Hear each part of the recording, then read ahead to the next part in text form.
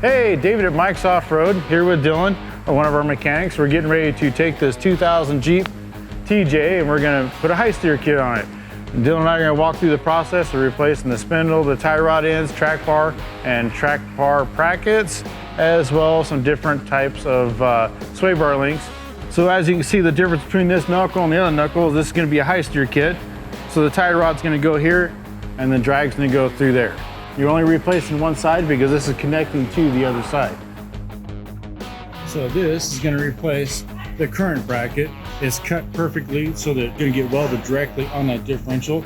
And then it's got 3 different bolt areas where I can raise or lower this track bar to make sure that I get it perfectly parallel with my drag link.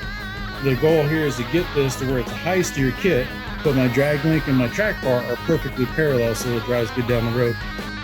This is the frame side track bar bracket, and it'll go just like this. And again, it's adjustable when bolts on, so you'll be able to adjust your track bar where you need it to be. The reason you have to change that is you're changing all your angles. You have to keep your angle from your drag link to your track bar correct, running parallel, so that when you go over a bump, you don't get bump steer. Our goal here at Mike's Off-Road is to get these Jeeps to drive down the road so you can actually drive on the road, get to the trail, and have fun on the trail at the same time. So, what do you think, Dylan? You gonna get this done today? Yeah. All right. Here at Mike's Off-Road, we do like to make these vehicles drive down the road better than when they come in our door. When they leave, they need to drive great.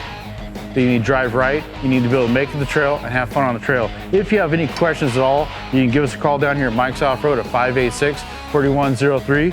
And you can talk to Mike, Shane, Dave, or Rex out in the office. We got all the good hands out here that are really working really hard to make these vehicles go down the road in a decent amount of time.